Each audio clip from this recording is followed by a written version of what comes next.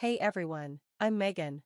Growing up, I always felt like I was living in my sister Lily's shadow. No matter how hard I worked, how much I studied, or how many trophies I won, it seemed like I was invisible. Lily was always the favorite, the golden child, and my parents never let me forget that.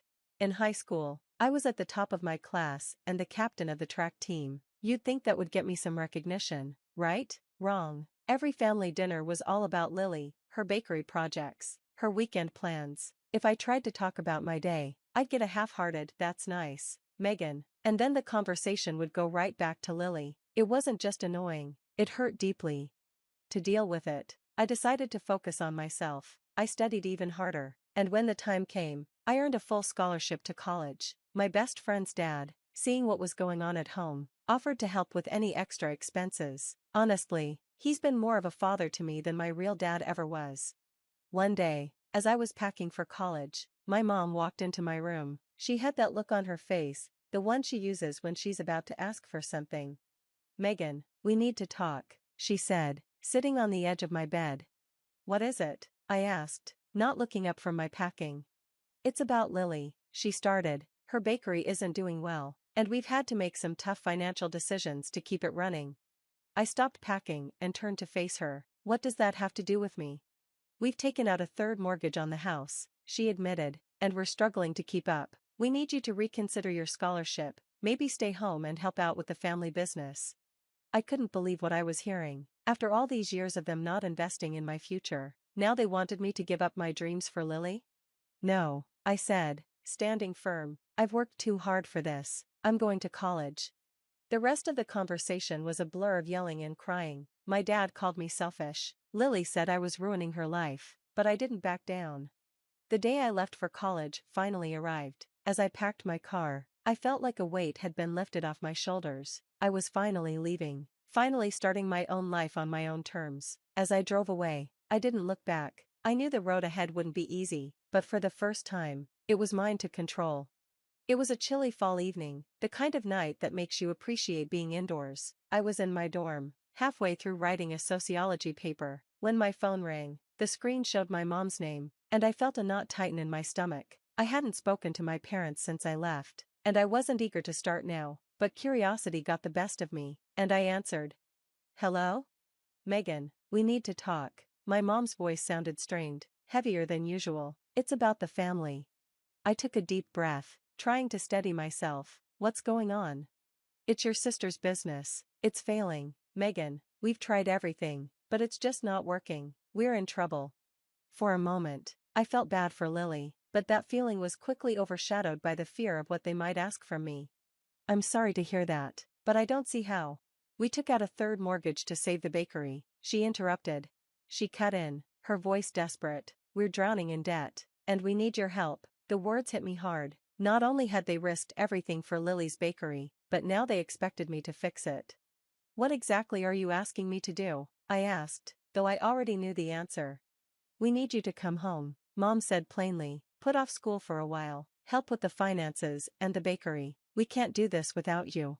I couldn't believe it. They wanted me to give up everything I had worked so hard for, everything I had left behind, to fix their mistakes. Anger boiled inside me, but I kept my voice calm. "No, Mom, I won't do that. I'm not leaving school." There was a long pause, the silence hanging heavily between us. Then Dad's voice came through, harsh and accusing. "You're just going to let your family fail after all we've done for you?" The irony of his words made me want to laugh. "All you've done? Seriously?" I said. "I'm here on a scholarship, Dad, one I earned with no help from you." Mom tried again, this time with a gentler tone. "Megan, please, think of it as helping your sister. You wouldn't want her to suffer, would you?" But I had had enough of their guilt trips. Lily needs to handle her own problems. I have my future to think about. "You're being incredibly selfish, Megan," Dad snapped. "You're part of this family whether you like it or not."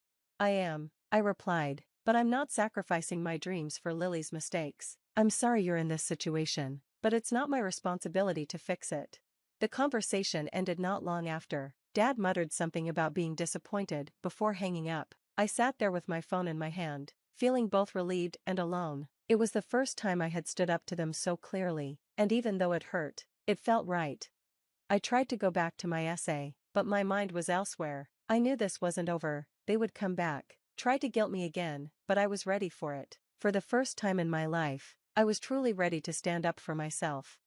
It was just another Tuesday on campus, full of the usual noise and energy, students walking around between classes. I was at the student center, grabbing a coffee before my next lecture, when I felt a chill. Looking up, my heart dropped. Standing across the room were my parents and Lily, their faces grim. I hadn't expected them to come here, to my world. As they approached, I could feel the eyes of everyone around us, curious about the drama that was about to unfold. Mom was the first to speak, her voice loud enough to draw even more attention. "Megan, we need to talk, now." Taking a deep breath, I stood firm. "We can talk, but I'm not changing my mind." Dad's face flushed with anger. "You're really going to embarrass us like this in front of everyone?" I glanced around. "It seems you're doing a fine job of that yourselves," I replied, my voice steady even though my heart was racing. Then Lily chimed in, her tone dripping with mockery. "Look at Megan, everyone, too good for her own family now that she's a college girl." I clenched my fists, struggling to stay calm. "This isn't about being too good, Lily, it's about me living my life, not cleaning up your messes." The argument escalated quickly, voices rising. Mom started pleading, tears welling up in her eyes. "Megan, please, we're your family, you can't turn your back on us." "You turned your back on me a long time ago," I shot back, my voice shaking with anger, "when you decided that Lily's bakery was more important than my future." Dad scoffed and shook his head. "You're just jealous, jealous of Lily's success." I let out a bitter laugh. "Success? Is that what you call bankruptcy and taking out a third mortgage?" By now, everyone in the student center was staring, whispers spreading through the room. I felt the humiliation, but I couldn't let them control me anymore. "I am not responsible for Lily's failures. I am not responsible for your bad financial choices. I am only responsible for myself." Mom's voice cracked as she pleaded, "You're being selfish, Megan, when will you see that?" "No, Mom, I'm being sensible. You may not get that, but I have to look out for my own future, because it's obvious you won't."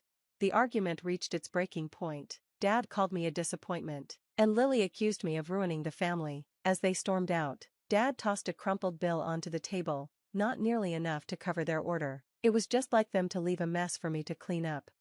As they left, their words hung heavily in the air. I felt the judgment from those who didn't understand, but among the stares, I noticed a few nods of support. Some people got it. I sat back down, my coffee cold and untouched, feeling both defeated and victorious. I realized then that standing up for myself might mean losing them, but maybe that was the price of finally being free. As the chatter around me resumed, I knew this was a turning point. There was no going back, only forward. After that confrontation with my family, I felt drained and emotionally raw. I needed comfort, so I headed to the one place where I always felt welcome, the little diner just off campus. The bell above the door jingled as I walked in, a familiar, comforting sound. The warm aroma of coffee and freshly baked pies wrapped around me, and for a moment, I felt at ease. Here, I wasn't the girl caught up in family drama, I was just Megan. I slid into my usual booth. Jenny, one of the diner's owners, noticed my troubled expression right away. She came over with a pot of coffee in hand, concern in her eyes. "Rough day?" she asked, pouring me a cup. I nodded, giving her a small, tired smile. "You could say that." Jenny sat across from me, her face full of sympathy. "You want to talk about it? Or I can just sit here and listen." Taking a deep breath, I told her everything, the surprise visit from my parents and Lily, the argument, their accusations, and how humiliated I felt in front of everyone. As I spoke, Jenny's frown deepened, her eyes reflecting a quiet anger on my behalf. "That's just not right, Megan," she said firmly. "You've been nothing but hardworking and kind. You don't deserve any of that." Just then, Tom, Jenny's husband and co-owner of the diner, joined us, carrying a plate of my favorite chocolate chip cookies. He slid the plate in front of me with a kind smile. "Heard a bit about what happened," he said. "You know, blood isn't always family. Sometimes it's the people who stand by you when the storm hits." His words, simple but heartfelt, struck a chord in me. Here were these two people, who hadn't known much about my personal struggles until now, showing more love and care than my own family had in years. Jenny gently squeezed my hand. "We're here for you, Megan, whatever you need. You're part of our diner family, and we look out for each other." Hearing that, I felt a warmth I hadn't felt in a long time. true belonging, and for the first time, I believed I didn't have to face everything alone. Tears welled up in my eyes, overwhelmed by Jenny and Tom's kindness and support. "Thank you, both of you," I said, my voice soft. "It means more than you know." As we continued talking, the warm atmosphere of the diner, the gentle clatter of dishes, the soft hum of conversation, slowly lifted my spirits. I was reminded that there were people who valued and appreciated me for who I truly was.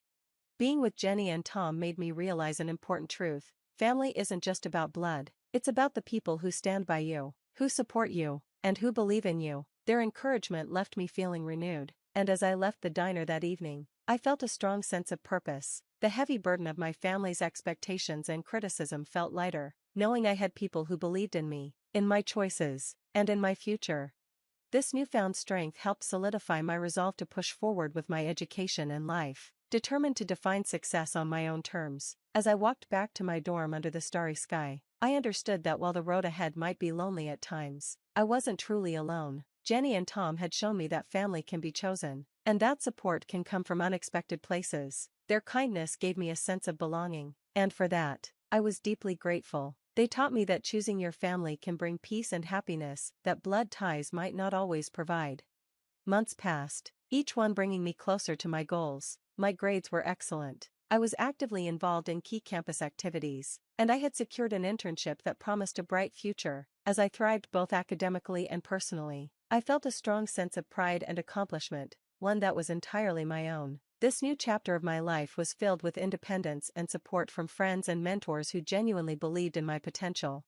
One crisp morning, while scrolling through the news on my phone before class, a headline caught my attention. It was about Lily's Bakery. The article detailed a major health scandal, unsanitary conditions, and multiple violations that had gone unchecked for too long. The fallout was disastrous. The bakery had been shut down, and the media frenzy that followed ruined the family's reputation beyond repair. Sitting in the quiet of the library, I was flooded with a complicated mix of emotions. I took no pleasure in seeing Lily and my parents suffer, but there was a grim sense of inevitability about it. Their reckless decisions, years of bending rules and prioritizing Lily at all costs, had finally caught up with them. It was a stark reminder of just how far I had distanced myself from that world of chaos and neglect. In the weeks that followed, news of their financial collapse spread throughout town. My parents had invested everything into the bakery, ignoring their other responsibilities and even their own well-being. Now, with the business gone, they were left with nothing but debts and regrets. It was a harsh reality that my family had to face alone, one they had brought upon themselves. Despite the chaos unfolding back home, my life on campus was thriving. I often thought about the stark difference between my steady rise and their dramatic fall. But it wasn't just about money or reputation, it was about integrity, making choices that reflected my values and ambitions. I had chosen a path of hard work and honesty, breaking free from the toxic environment that had dominated my past. One evening, while discussing my future with my mentor, Professor Hawkins, he said something that stuck with me. "Megan, it's not just about surviving the storm," he mused. "It's about learning to dance in the rain." His words hit home. Yes, I had been through a lot, but more importantly, I had grown from it. I had created a life defined by my own successes and the community I had built around me, not by the failures of my family. As I walked back to my dorm that night, the soft glow of the streetlights lit my path, and I felt an overwhelming sense of peace. The struggles with my family now felt like a distant storm, its echoes barely reaching me. In its place was a quiet confidence in my own abilities and decisions. I knew challenges would come, but I was equipped to face them with the support and strength I had gained. My family's downfall, while sad, was a direct result of their own choices, missteps that had led to their collapse. But I was building something different, something real, sustainable, and true to who I was. As I closed the door to my room, a smile crossed my face. It was the smile of someone who had not only survived, but thrived. I had taken control of my own destiny and was ready to embrace whatever the future had in store, with an unshakable spirit. That's the end of Megan's story. What would you have done in her situation? Would you have made the same decisions? Share your thoughts in the comments below, and don't forget to like and subscribe for more stories like this.